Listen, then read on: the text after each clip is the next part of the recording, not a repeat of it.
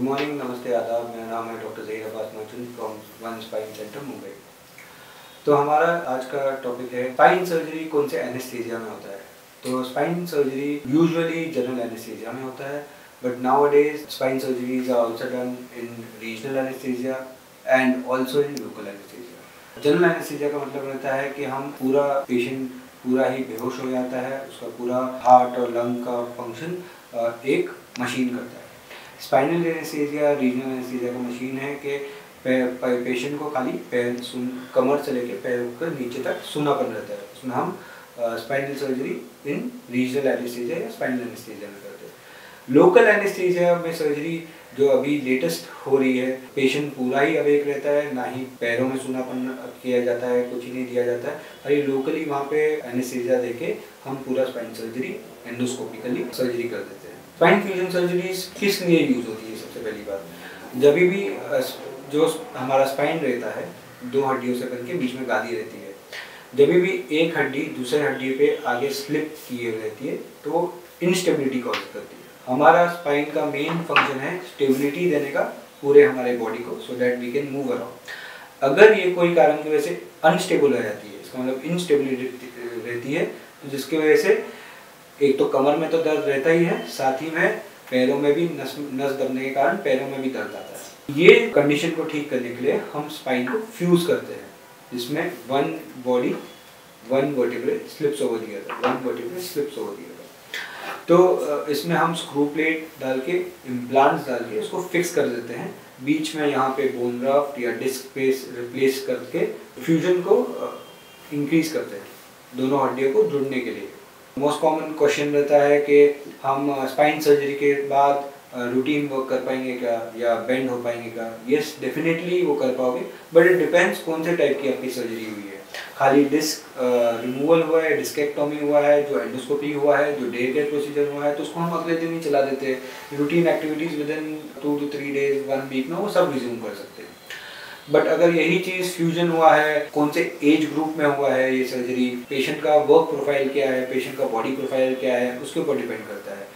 अगर पेशेंट बहुत ही यंग है, एक्टिव है, तो he can resume his work even faster after spine surgery, because activity के कारण सब मसल्स भी अच्छे रहते हैं। और यही चीज़ अगर कोई ऑस्टियोपोरोटिक ओल्ड लेडी में होता है सर्जरी, तो उसको हम थोड़ा slowly, we don't be aggressive in physiotherapy in mobilising the patient, we take it slowly so that all the implants, screw plates are in place and the patient does not have any further problems due to it. तो इसके लिए फिर osteoporosis का treatment चालू करते हैं। So yes, we can bend after spine surgery, but you should also know that indications and the सबको advice similar नहीं रहता है।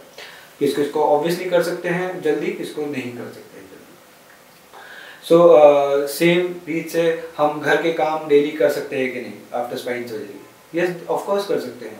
आप झुक के नीचे बैठ सकते हैं, ज़मीन पे बैठ सकते हैं, झुक के कुछ वजन उठा सकते हैं। जो रूटीनली आप पहले करते थे सर्जरी के, वो आप बाद में भी कर सकते हो। ऐसा नहीं है कि आप पहले कभी 100 किलो नहीं उठाया बट स्पाइन सर्जरी के बाद में 100 किलो उठाना चाहते हो, वो नहीं हो सकता है।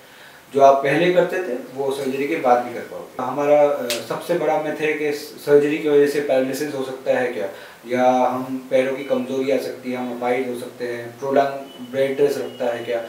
तो ये सवाल बिल्कुल ही गलत है। ये ऐसा नहीं होता है। आप अगर स्पेशलिस्ट के पास, स्पाइन सर्जन, स्पाइन स्पेशलिस्ट के पास ऑपरेशन कराएंगे तो ये बहुत ही मिनिमल चांसेस रहते हैं कि ऐसा कुछ हो सकता है। हर एक स्पाइन सर्जरी पैरालिसिस नहीं कॉज करती। अगला सवाल रहेगा कि मैं एक बार तो ऑपरेट हो चुका हूँ, बट ये वापस से हो सकता है कि स्लिप डिस्क वापस से हमारे में हो सकता है?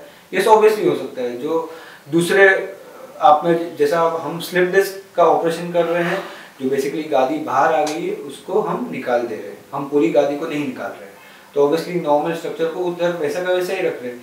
तो जितना परसेंट एक नॉर्मल ह्यूमन बीइंग में रहता है डिस्क प्रोलैप्स का, उतना ही परसेंटेज या प्रोबेबिलिटी रहता है स्पाइन सर्जरी के बाद एक नॉर्मल पर्सन में। तो spine surgery does not increase the chances of recurrence of disc prolapse. हम स्लिप डिस्क या बैक पेन को अवॉइड कर सकते हैं।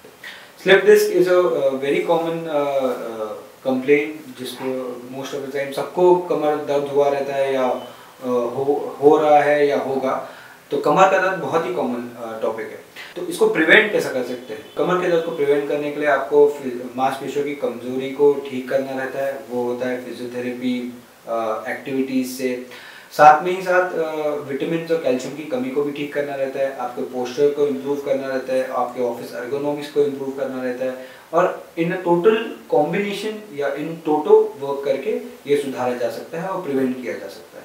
हमारा टॉपिक है कि स्पाइन सर्जरी एक्सपेंसिव है या बहुत ही महंगी होती है, हम अफोर्ड नहीं कर सकते, ये बिल्कुल भी नहीं होता। हमारी वन स्पाइन टीम जो है रूटीनली कैंप्स करते हैं, सर्जिकल कैंप्स, जिसमें हम पेशेंट्स को बहुत ही minimal cost, almost no cost पे ऑपरेट करते हैं। सो हमारा नेक्स्ट टॉपिक है, अगर ये back pain, leg pain even after surgery अगर कंटिन्यू होता है तो उसको क्या किया जाता है।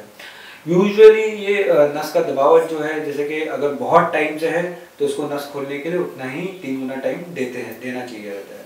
क्योंकि अगर 2 साल से आपको दबावट है, आप ये एक्सपेक्ट नहीं कर सकते कि एक ही दिन में आपके सब सिम्टम्स गायब हो जाए, तो उसको थोड़ा टाइम लगता है, उसको फिजियोथेरेपी लगती है, उसको पेशेंस लगता है, उसको केयर लगता है, और वो साथ में ही वो रिकवर कर लेते हैं। तो most common topic of discussion would be laser endoscopic या ओपन सर्जरी। एक ओपन सर्जरी एक अनप्लान्ड रॉबरी जैसे रहती है, जिसमें चोर आते हैं, जो भी सामने दिखता है उसको मार देते हैं, निकाल देते हैं और तहस नहस करके सब चुरा के लेके जाते हैं। बट एक लेजर सर्जरी या endoscopic surgery is a planned surgery, जिसमें जो रॉबर रहता है वो स्मार्ट थीफ रहता है, उसको पता रहता है उसका टारगेट क्या है, वो एक प्री प्लान्ड रूट से एंट्री करता है, वो अपना काम बहुत ही swiftly without leaving any footprints और कोई निशानी बिना छोड़े वो वहाँ से काम करके अपना निकल जाता है, और उसमें बहुत ही कम टाइम में, और उसमें डैमेज, कोलैटरल डैमेज भी नहीं होता है या मिनिमम होता है। पेशेंट जल्दी रिकवर करते हैं, चल फिर सकते हैं, रूटीन एक्टिविटीज जल्दी रिज्यूम कर सकते हैं।